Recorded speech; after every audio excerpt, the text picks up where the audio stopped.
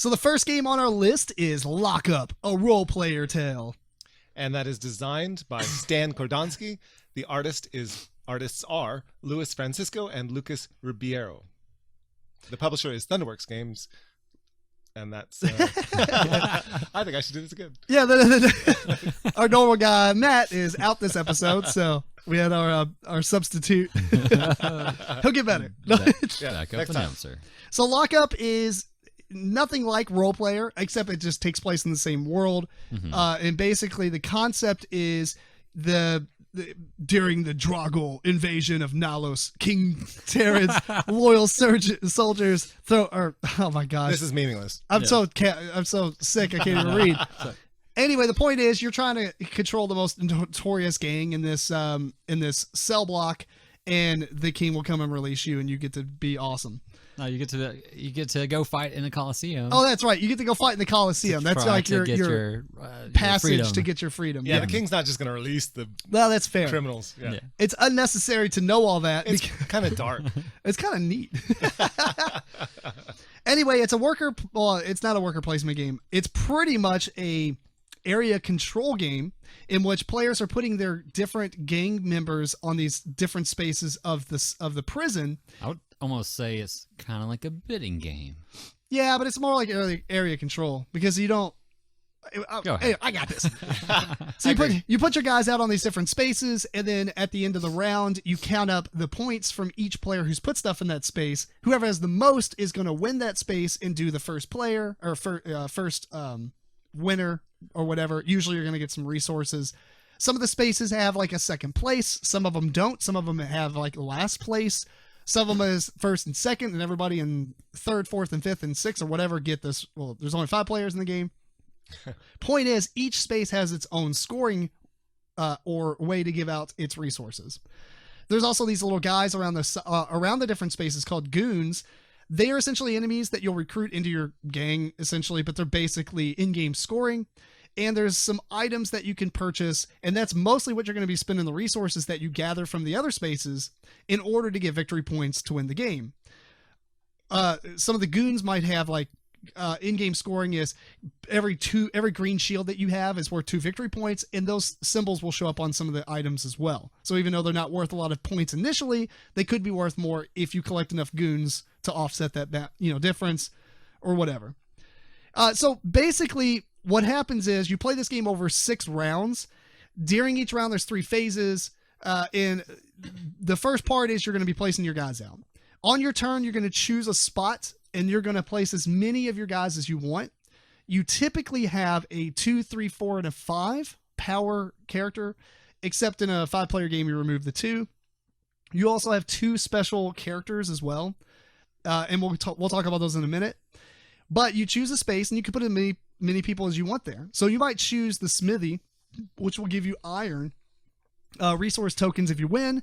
But maybe I really need iron so I can buy this item that's over there, and that's the only resource I need. So I might put 3 tokens down in one go on the iron spot. Now everybody's like, oh man, that's a lot of points there, because maybe the other players want to divvy up their characters among the other spaces, where I'm mostly focusing on probably 2 spaces at that point. The cool part about it is, during the round when you put your characters out, 2 of them can be face down. So you can use it as a bluff, because you have the 5, you can put your 5 face down, and no one knows if you played your 5 yet, because you might be holding it till last, or you might have it face down in another location. Each player is going to do this until everybody's put all their guys out. Then you're going to resolve all the spaces in numerical order.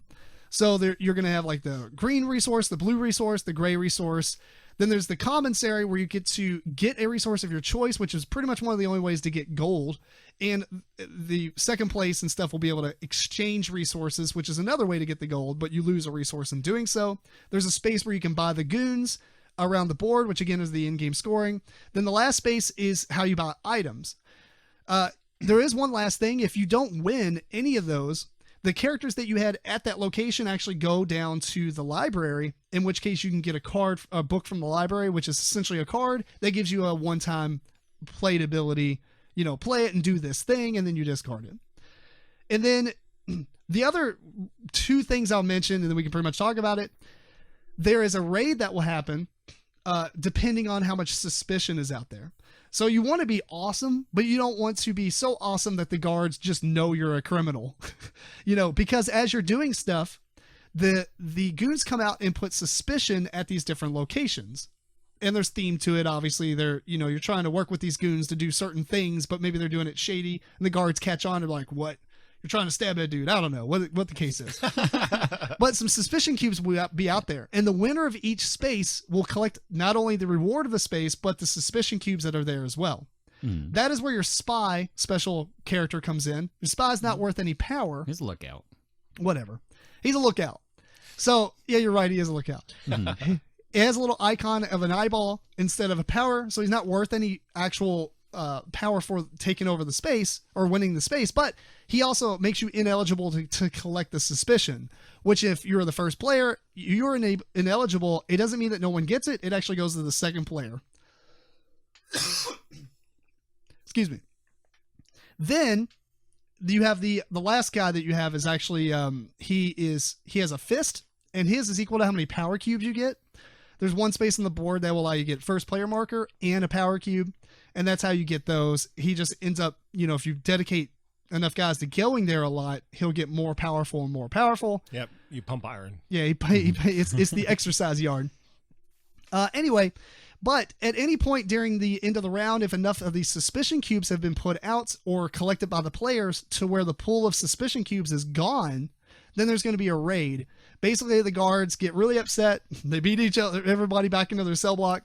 And the gang who has the most suspicion actually loses 8 points. The gang who has the second most suspicion loses 4. Obviously, there's differences for ties. And then you put all the suspicion cubes from the game back into that space, and then re-put it out for the goons for that round, and then you start the next round.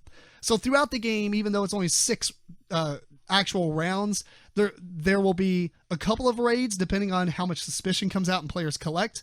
But regardless, there's always going to be one raid at the very end of the game, no matter what happens. Anything else? I guess we could just mention while we're talking. Mm-hmm. Yeah, but I think that pretty much covers it. Eric, tell us what you think about Lockup.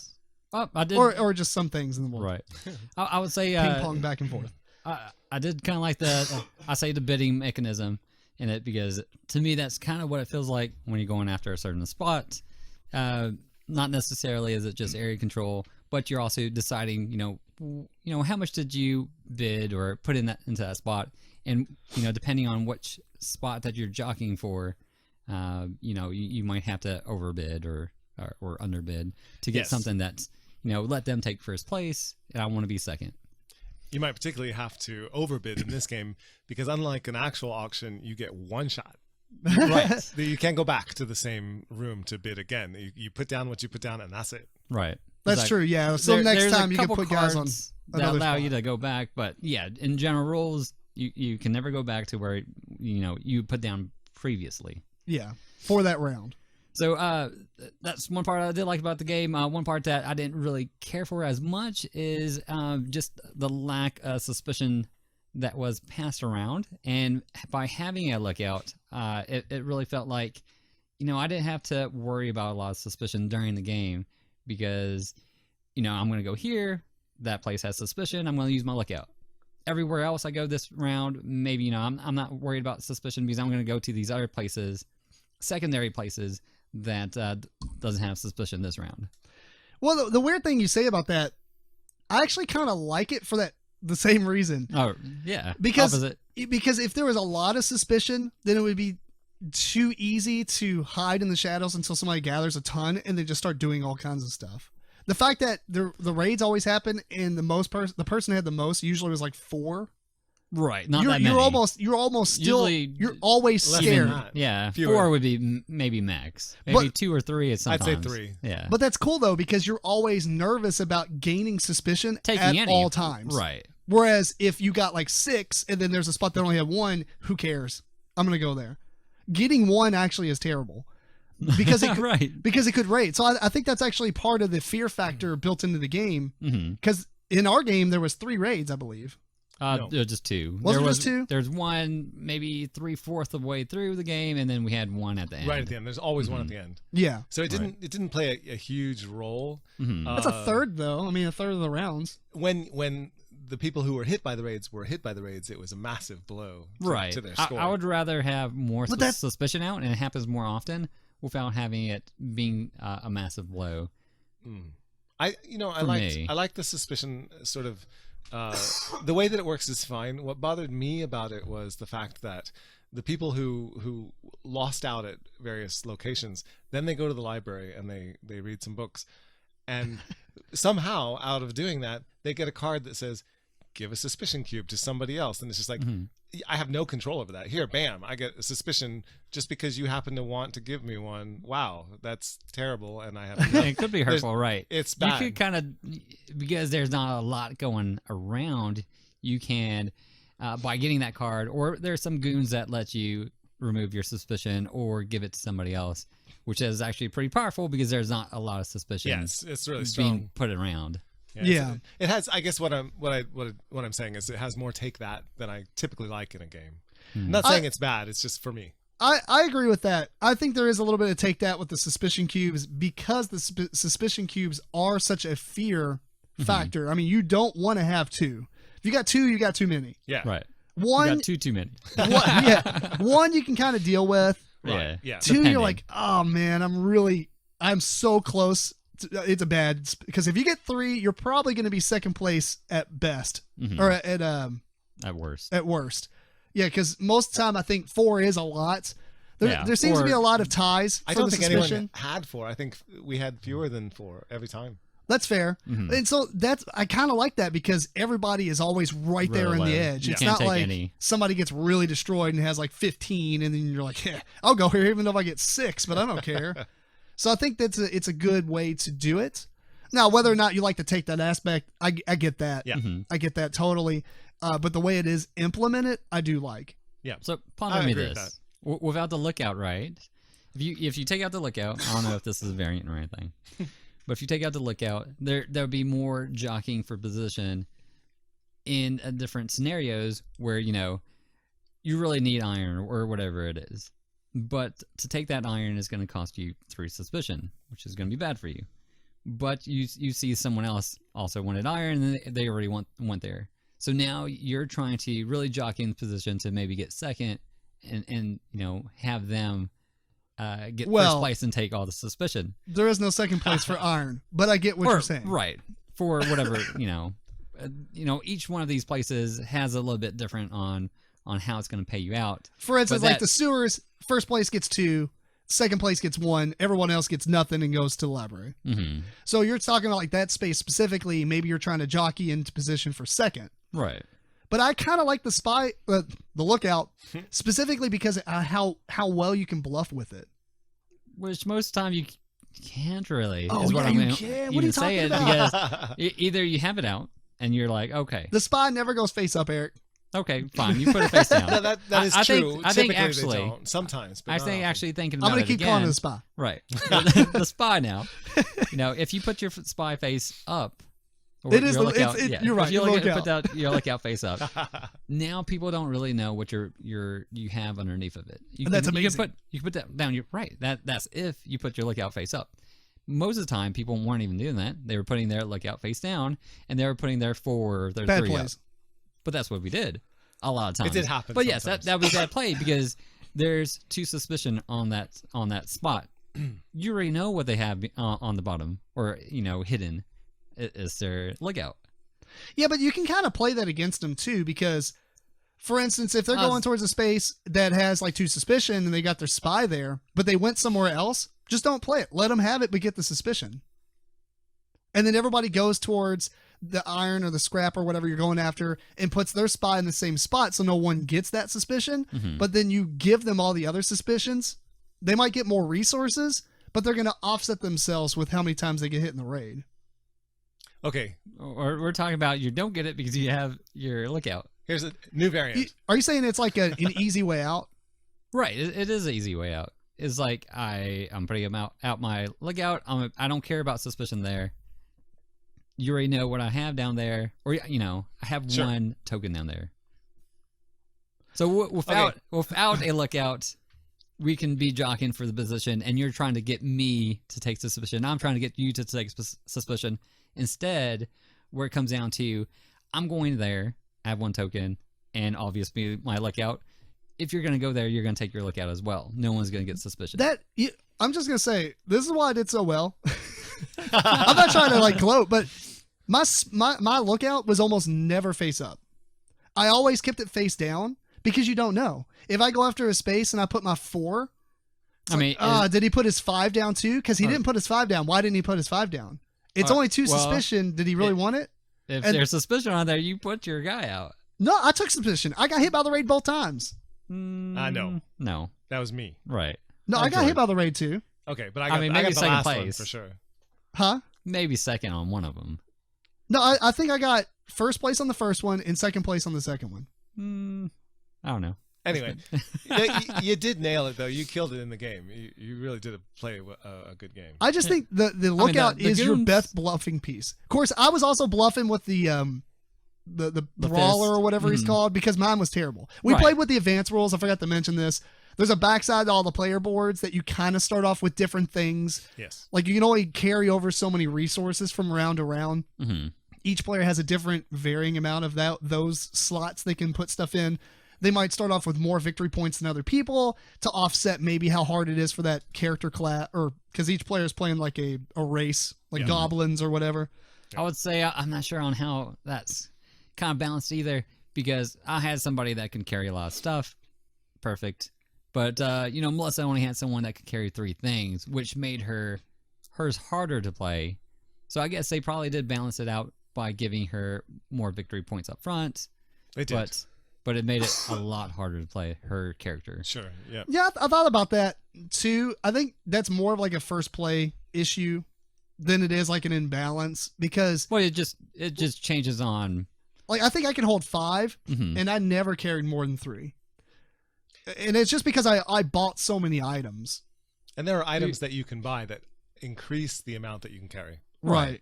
So not beneficial for me, but yeah, beneficial for Melissa that could only start off with 3. Right, and they're not expensive, so if you want to go that route, you can. Mm-hmm. So here's my idea for a variant. All right, let's do it. Our home rule specialist here. That's right. We play the game. Every token goes face down, and you don't have a lookout. You have a snitch, and the snitch adds a suspicion to that spot. It also allows you to look at the other player's tokens there. No, but like you could look around the table and be like, Eric's definitely gonna get iron this time, and 3 people realize that, and they all put their snitch there. Yeah. So Eric goes there, and all of a sudden he's got like 5 suspicion. There you go. And everything else is face down, so you don't know what's going on. More of a bluffing game. Yeah, I don't know. I kind of like the way it is. I mean, it's a variant. If you want to play it like that, that's cool. There's another game called Farlight that kind of does the same idea where you put your tokens down. Oh yeah, I like it. I can't remember, but I think all your tokens are hidden in that. Maybe not. Yeah, that's maybe it's 3 of the 5. Mm-hmm. It's something like that, but it reminded me a lot of that. If you're a fan of Lockup and you like the idea of what's happening with placing your characters out and trying to control each thing and bluffing with a couple characters that you can put face down. Right. It's the exact same thing that's happening in Farlight, but it's a totally different game. You're basically just trying to buy parts of ships and put them together and build and go on these missions. But it's a really cool concept that I don't think is used that often. No. It is a good concept. Yeah. It's used pretty often. That part, you really think so? Yeah, there's Aladdin's Dragons uses it where you put tokens down and you don't know the value right until the end. Well, either way, it's not like deck builders. It's not. It's main mechanic. Francis Drake uses it. Lightly, but yeah. Isn't it mostly like just when you go out to sea? Yeah, which is half the game. Yeah, but that half seems like it's a lot lighter than the first half of the game. Okay, there's Estoril 1941 spy game where you go around and anyway, name them all. It's a far less. It's still like how much time we got? A low low percentage in gaming in general. Far less than deck building, yes. It's far less than deck building. It's a cool. I like it enough to want to see it in more games. I think it was well done in this game. Yes. What do y'all think about the artwork? I was gonna say that. I did like the artwork. It's a touch above Role Player. I like the Role Player box cover, not necessarily the character sheets. But Is it not pretty much the same as Role Player? I think it's all the exact same art. I mean, it has its own unique art to it, but Right. like the style is all there. I would say that's the only link to Role Player. It is. Well, other than being the this D&D story, style. well, my air quotes here, and then the different classes and stuff. It's just very basic fantasy is really Yes, what it is. right. No, but I'm not saying it in an offensive way. It's just it's basic fantasy, So no, that's cool. I was actually gonna talk more about the artwork on the item cards, and some of the items were pretty funny. So like the teeth brush. yeah, That's right. Yeah. so lot- they had Lucky Coin, and it looks like it has a shank in it or whatever. So, Yeah, the art is very nice for those. The humor in the art is nice. Yeah, it's definitely very concocted items in a prison that you would use to hurt other people. yeah, With funny, prison contraband. with funny names, punny names. Yeah, Yeah. they did good with that. What about the components? Nothing detrimental. I thought they were all fine. No, I guess it comes with these Scrabble boards, which were What? It's almost like the Scrabble tile holders. Oh, yeah. You put your guys up and they kind of face you at a 45-degree angle. Right. So you can see what you have, but you can't see the other person. Yeah. it wasn't a Tile holders, necessity, but it was nice. It had like an insert. The plastic had like a see-through gel looking thing, and you Which put I it like right. that, right? Completely unnecessary, but yeah, nice. It was pretty neat. It like Yeah. it simulates your characters in jail. Yeah. The only thing I really would have wished is if instead of character like cardboard chits, square chits, if they were actually pieces of wood with stickers on them to give them a little bit yeah? more depth. Yeah. Because when you put them on the board, it kind of not that the artwork is really busy, but it's very definable because each room has like a color. Like this is the green room, like the sewers. So it's got a lot of green stuff going on. And the next room is, what is it? The next room is blue. The red room and So blue room. it's easily it's easily to differentiate it when you see it on the table. But when you start putting guys out, it's really hard to kind of tell the different characters. Yes. Even though backgrounds of the characters are like purple and green and such, if they were on like a purple piece of wood and they had like a 3D element to it, I think it would have been a little cooler. Stands out more. Yeah. So Well, I mean, component upgrade. The components, yeah, definitely. You could bling this out. You could have like a 3D printer and just print out little figures for holders. each of the guys with the number on the bottom because it doesn't change. That character looks like that, different than the rest of the people on your team, and it's always that number. Oh no, because you can't do that with the Yeah, spy. if you accidentally knock them over. No, it'd be obvious where your spy was. Yeah. Darn. Oh yeah, spy. Cause That's too bad. It's his graphic. You don't know that. Okay, so other than that, That wasn't thought out. yeah. So just discs. Anyway, I think it's really good. You want to do final thoughts or Sure. anything last that you want to add? No, I ended up liking it. I don't want to say there was overly a lot wrong with the game. I would change a couple of things, but overall I liked it. It was a good time. Yeah, I enjoyed it. I think it's one of these games that has a theme that I don't particularly like, but it does what it does really well, sort of like Waterdeep and, sort of a gateway Not your theme, experience. but cool. Not my theme. It's cool. I'm sorry it's such a good game because I don't really care for the theme. That's fair. I really like the theme. I mean, mostly because Role Player was very nostalgic, obviously. Keeping it in the same world, it just was, I think, more of an easy decision for them to make. And it's really cool. And I don't know if I'd play it with 5 players much, simply because the length of the game is probably a little bit longer than I would have liked I'll agree. yeah. with 5. Okay. I'll agree that it went Yeah, long. It went long. It did go long at 5. I think 4 would probably be great. I mean, it wouldn't dramatically reduce it because everybody does get one more guy. They get your 2 power character. But I don't think that's really going to really be that big of a deal. Even 3 or 4. As you go around, 3 would be nice too, yeah. Yeah. and you have to place out, into one room, and that's your only chance to go into that room. It means there's more of a tendency for AP to happen. So if you have players that suffer from AP, it's gonna happen. Which we do. God, like George and 3. I we're causing a ruckus. Yeah. That's fine. But anyway, all right, so we done with this one? Yeah, good one. All right, good one. I recommend it. And that's Lockup, a role player tale.